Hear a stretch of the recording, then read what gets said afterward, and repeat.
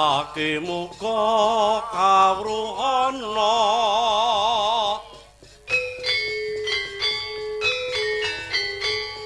den wakodo ing jaman tali geni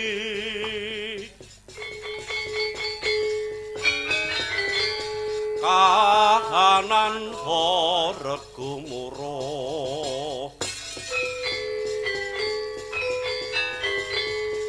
kontrang kantring prajanma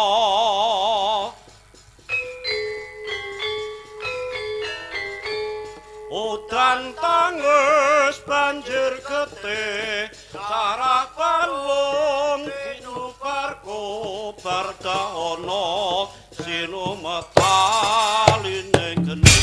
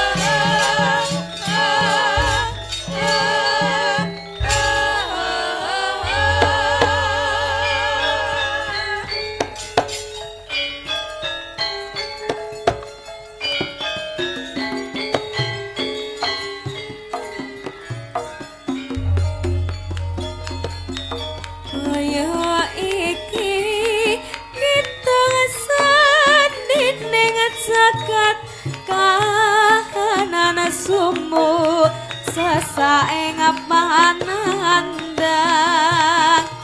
saged ngenget panas makan kantar kahanane yo kahanan geni kaya geni kuasane yo geni geni tuminta geni rakyat geni pemerintah geni banda geni jaga kabeh geni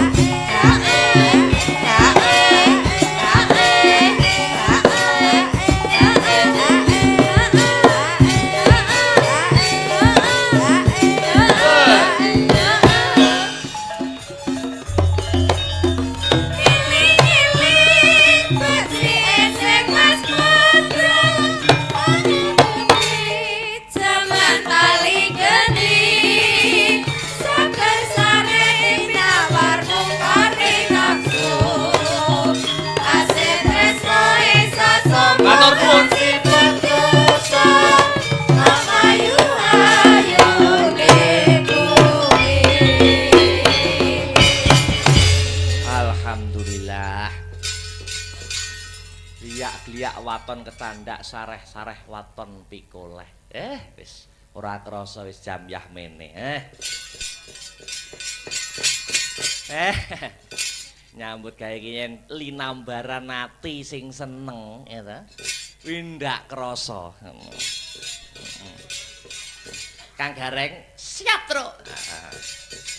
Dik Bagong nyapa celuk-celuk. Masih dalam rangkaian bersih desa ingkang mapan wonten ing Desa Ngadipira. Lurahe? Bu Karsupin, luar biasa. Piyayi sing sembodo ngaturake panuwun. Awake dhewe wis ditimbali sak kanca. Ya klungsu-klungsu melu udu isih akeh kekurangane tinimbang keluyane. Ingkang baku ya to Mas Gareng Dik Bagong. Piye Mas? Sing baku awake dhewe sowan ana ing Ngadipira sak kanca kene iki njembarke srawung nambah relasi. Ayo. Lah, ngeraketake sapa keting paseduluran talining silaturahmi kaya dawuh Kanjeng Nabi. Sapa sing seneng nyambung tali silaturahmi bakal dijembarke rezekine, didawake umure. Ngono to. Uga matur nuwun karo sedaya panitia ya Mas. Yang pasti juga begitu. Sing wis buat repot kanggo mensukseskan ikut andil ana ing acara pagelaran pada malam hari ini sing tidak bisa disebutkan satu persatu, Truk. Ayo. Uga mengeti Agustusan. Luar biasa. Dasare wong Ngadipira iki hebat luar biasa yen antusiase karo kabudayaan, ya ta? Bersih desa kuwi dudu syariating agama, ning kuwi tradisi turun temurun. Ngono. Yen ning Islam ning agama ki hukume tradisi piye, Truk? Waton ora tabrakan karo hukume agama, monggo sah-sah wae. Apa meneh wayang kuwi mbiyen kinarya media ya toh sebagai sarana media kanggo njeng Sunan Walijaga anggone nyiarake utawa nyebarake agama Islam ana ing Nuswantara ngono. Biyen ndak iso Kang Gareng nganggo dakwah sing model saiki ning mimbar-mimbar ya. Ning nganggo budaya ngono. Budayane wayang nganggo gamelan, nganggo tembang-tembang Jawa. Iki satemah biyen cara biyen menungso saya tertarik manjing marang agama Islam maca 2 kalimah syahadat. Ngono mergo iki yen ditarik benang merah. Wayang mono filosofine ya akeh banget. Ya ta? Ceritane iki wayang iki sewengi muput ki amar makruf nahi mungkar, amar tindakno makruf kabecikan nahi nyegah mungkar perkara sing elek. Sing bener bakal jejer, sing salah bakal seleh. Suradira Jayane ngrat lebur dening pangastuti. Ngono. Luar biasa. Aku wit sore ora ngrungokne swarane Wiraswara, Truk. Ayo. Pak Purnomo. Ayo. Sing marai bagus ki brengose gitu Mas. Disapa Truk. Wilujeng enjing Pak Pur. Nggih, wilujeng dalu Mas Bagong alias wilujeng enjing. Wah, wilujeng enjing. Niki pun mes setengah 3 ya ta. Nggih, sing penting gliak-gliak waton kecandak lah. Penting karemenane masyarakat ura-urane kecekel ning ya lakone ya ditutuk-tutuke. Niki bersih desa niki badhe ngaturaken napa panjenengan Pak Pur monggo kanggo apresiasi panjenengan dhateng warga masyarakat ingkang mapan wonten ing Ngadipira. Nggih niki wau wonten orek-orekane panjenengan cobi dandang gulane kula ungelne. Dandang gula. Nggih. Pelok nggih. Nggih. Monggo Pak Pur karo leren karo kanca-kanca penabuh. Nggih. hang leluri mreh tansah lestari ang leluri mreh tansah lestari ya. Adat kuno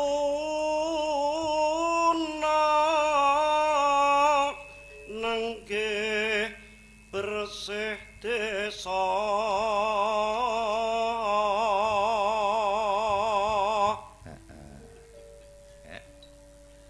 lumati hingga mangke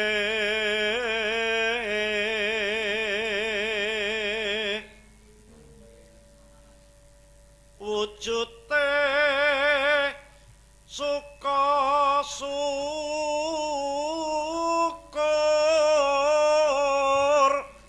mugi konjo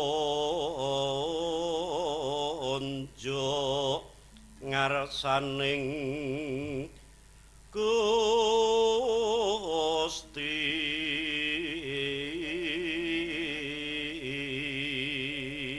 wujude suka-suka ning batine syukur. Dadi ketoke seneng-seneng ning batine lelekan tirakatan. Ajeng Pak Pur. kang minangka pangayoman Narya pangayoman mring titah darum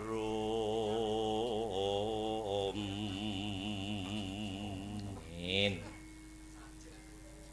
hang ganjar sandang lan pangan katentreman bagya mulya lair batin wajib sinembah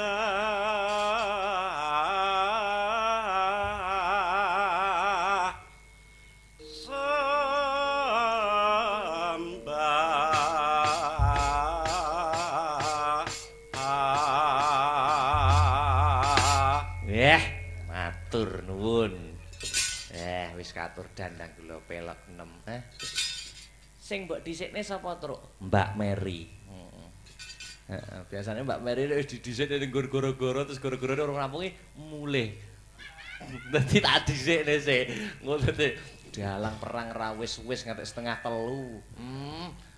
Mayang go jak-jakan kaya ngono ki. Mau tak dhisikne ngono lho. Wis pokok sing pelok 6, Mbak, monggo kersa.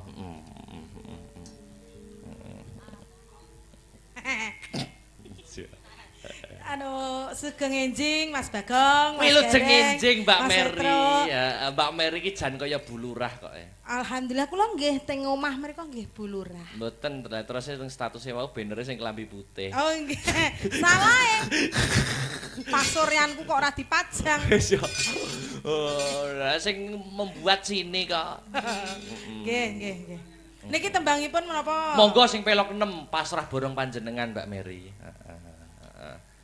Aku ngenteni tekamu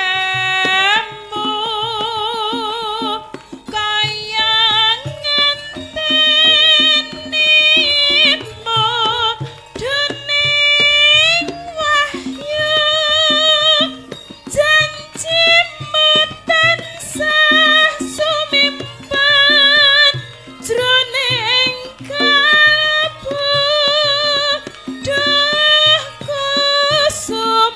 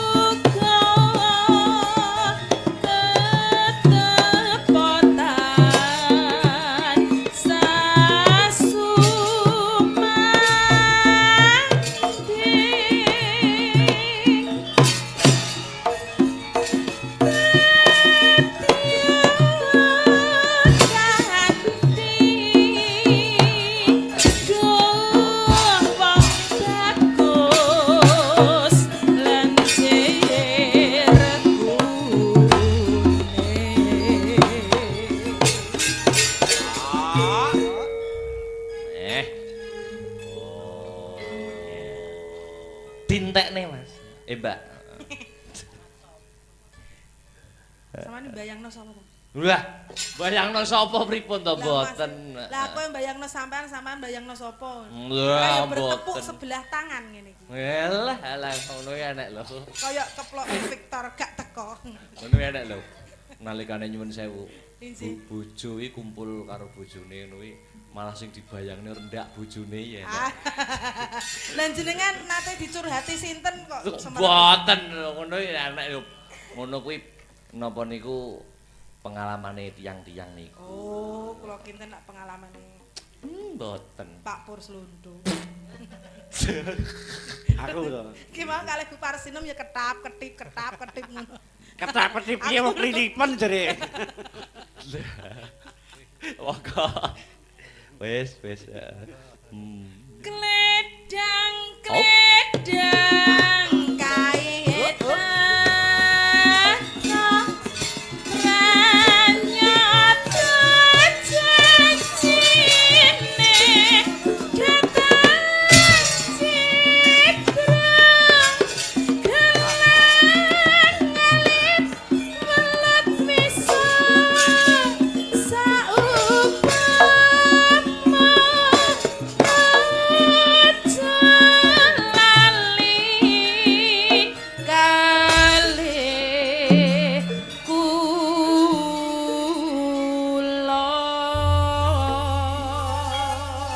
Mbak Mary, Injih. tapi kula niku nek ngejak jenengan niku beban lho kula niku. Lah kok saged? Estu bebane niku wah aku kudu golek son sing apik. Kok ngoten? Wo kang garwa jago perkara Lah kok gak tau dijak. maestro perkara Lah son. Lah nek jago nyapo ngejak son liyane. Lho kan mesti kan Mboten kula niku sembarang. Pokoke angger mike akeh nah aku seneng. iya. Mulane nek Victor Kayak Mas Imam iki lho mike iso ngepangi to Mas. Tapi nek sing ngenong niku sing Pak Sipan niku seneng sing son sing mamane tak terus saged muni dawa. Tua. Oh, ngoten. Deng duweng. Sing ada anu Ting ting tuwing. Pak Sipan kok tok ganteng kok kene. Wah. Kayak putih ngono. Oh pucet to, tak kira. Nggih, matur nuwun lho Mbak Mary. Injih sami-sami. Nah, Kula nggih ngene. matur sembah nuwun. Ngene iki batine Mbak Mary gawe aku wis bar. Wis bar. Mboten, mengke kula tunggoni sampai jam 6. Lho mboten lho nek wonten acara benjing nderekke lho kula. Sampeyan melu aku. Lho mboten mesti nderekaken tindak. Yo dibarno sik to kula gek melu aku. Njok. Iki sinden-sinden Asta Brata iki mung nganggur tenan iki mau. Ya tampil kira nonton wayang kok gelungan, guys. Mbak Pesek. Gamelane kuno ya. Kuno.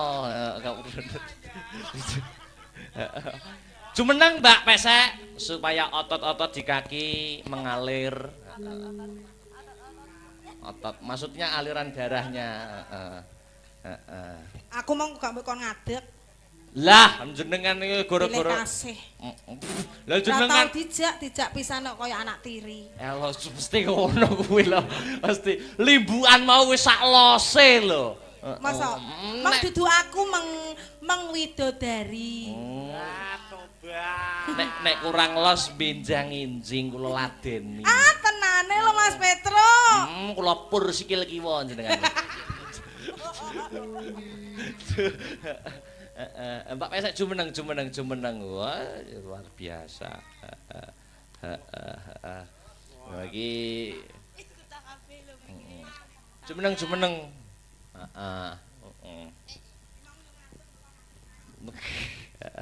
Wah, wilujeng enjing Mbak Sri Wahyuni. Sugeng enjing, Mas. Luar biasa. Kini ya sak letingku, sak angkatanku niki. Kakek ning ndi Mbak Yu? Wonten Boyolali, Mas. Waduh men to. Nggih no. Aku ning Tulungagung wis cuwapek kok. Tebih jenengan, Nak. Mosok ning Boyolali. Nggih. Luar biasa. semester minggah semester 7. 7. Yo saiki nembang. Niki sing izin Dik Sinta niki izin. Mergi lagi masuk UNESA.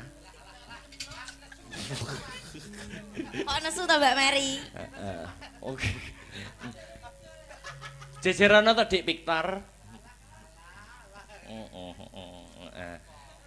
Iki Dik Sinta izin karo Mas Wafa. Dilalah kersane ngalah iki sing beduk sakniki niku Mas Didik niku selalu membantu aku pas kahanan kepepet. Jadi aku karo Mas Didik kaya utang getih ngono lho. Iki lho.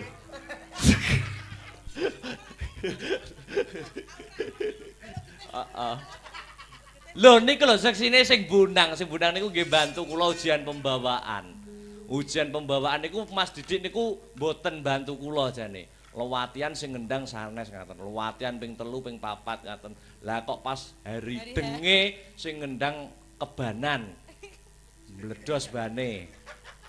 Aku matane aku. Nah ya. Nah, terus Mas Didik tak telepon. Aku arep mapan turu bar nyapa. Mas aku njaluk bantuanmu aku. Ujian tadi. Wong gugah turu nggo bantu ujian tenan to. Selamat. Mate. Kabur lho Dekan. Oh, piye? Gendenge kabur. Kabur munggahe Sekar Lesah. Ujian pembawaan. Ya nembang, Mbak.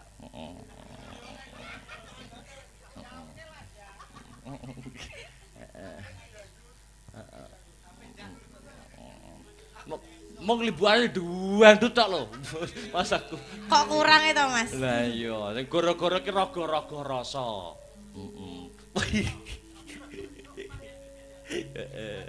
Wis monggo merdeka mawon Mbak Sri. Melatih nonce Mas. Wah iki.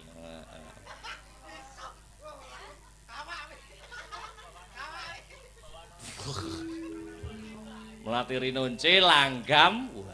Pelok enung Mas. Gentiri muni. Mbah sabun gambange muni.